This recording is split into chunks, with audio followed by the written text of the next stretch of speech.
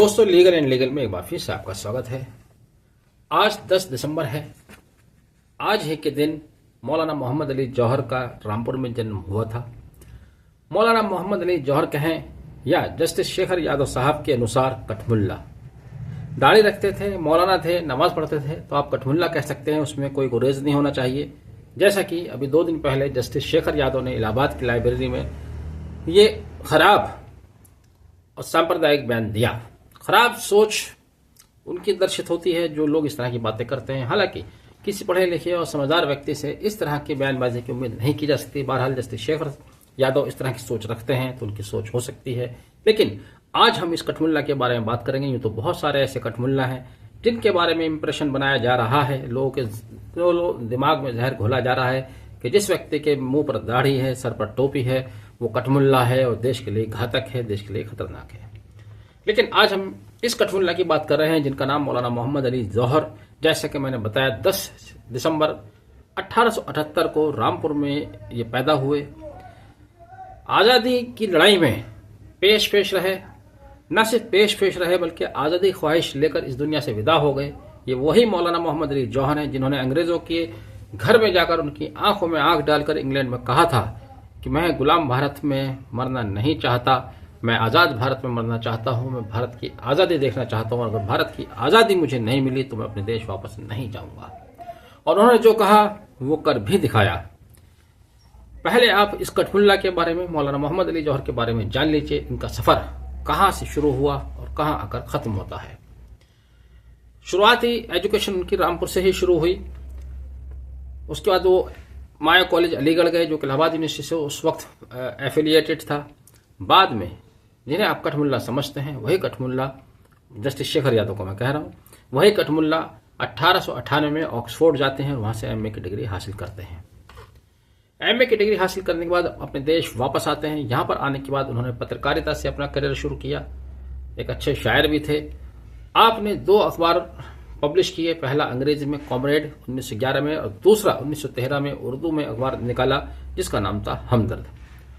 1917 में मुस्लिम लीग के national president रहे, लेकिन मुस्लिम लीग से छोड़ वह कांग्रेस में आए और साल 1923 में कांग्रेस के नेशनल प्रेसिडेंट रहे। 1920 में ही उन्होंने जामिया मिलिया इस्लामिया की स्थापना अलीगढ़ शहर में की थी जो कि अब दिल्ली में स्थित है और दुनिया का नामी गिरामी यूनिवर्सिटी है, संस्थान है। आते हैं साल 1930।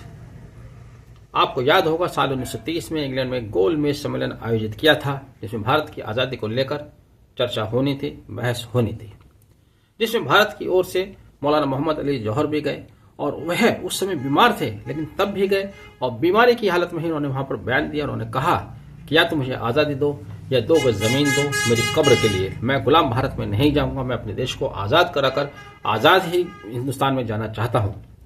मौलाना मोहम्मद अली जौहर ने कहा था, Either give me freedom or give me 2 yards place for my graveyard।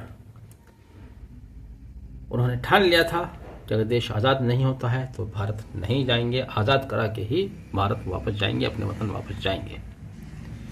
4 जनवरी 1931 को इंग्लैंड में ही उनका स्वर्गवास हुआ, इस दुनिया से विदा हुए। 6 जनवरी को इंग्लैंड के पेडिंगटन टाउन हॉल में उनकी नमाज जनाजा अदा की गई। टाउन हॉल के अंदर इंग्लैंड की उस समय की तमाम राजनीतिक पार्टियों के नेता मौजूद थे और बाहर इंग्लैंड में भीड़ का हजूम इकट्ठा था। सभी लोग ये चाहते थे कि मौलाना मोहम्मद अली जौहर को उनके देश में ही दफनाया जाए। साथ ही भारत से हजारों की तादाद में मेल जा रहे थे, तार जा रहे थे। भारतीयों का कहना था कि मौलाना मोहम्मद अली जौहर को लाकर हिंदुस्तान में सुपुर्द खाक किया जाए, लेकिन चूंकि मौलाना मोहम्मद अली जौहर की ख्वाहिश थी कि वो गुलाम भारत में नहीं जाएंगे, देश को आज़ाद करा कर ही जाएंगे और देश तब तक आज़ाद नहीं होता, इसलिए जेरूसलम फिलिस्तीन के ग्रैंड इमाम बैतुल मुक़द्दस के ग्रैंड इमाम अमीन अल हुसैनी ने आग्रह किया कि मौलाना मोहम्मद अली जौहर को बैतुल मुक़द्दस में दफनाया जाए। तब 23 जनवरी 1931 को मौलाना मोहम्मद अली जौहर को बैतुल मुक़द्दस में ले जाकर दफनाया गया, वहां उनकी कब्र बनाई गई।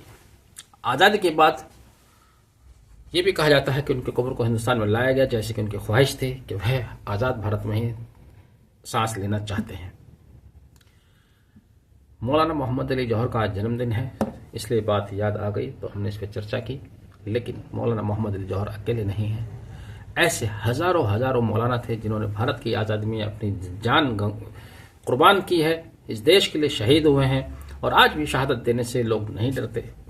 लेकिन अफसोस, कुछ पदों पर बैठे हुए सो कॉल्ड, क्या कहना चाहिए कि ऐसे ही लोग अगर इस तरह की बातें कहेंगे, मुसलमानों के संबंध में इस तरह से टारगेट किया जाएगा, तो एक आम व्यक्ति, आम मुसलमान ऐसे लोगों के बारे में क्या राय बनाएगा, क्या सोच रखता है। बहरहाल ये जस्टिस शेखर यादव की सोच है, क्यों इतनी ख़राब उनकी सोच है, किस वजह से वो जाने। लेकिन आज मौलाना मोहम्मद अली जौहर का जन्मदिन है, आज हम उनको खराज अकीदत पेश करते हैं। ऐसे महान स्वतंत्रता सेनानी हमारे देश में पैदा हुई, हमारे लिए फ़ख्र की बात है। आपने वीडियो आखिर तक देखा, thank you, have a nice day.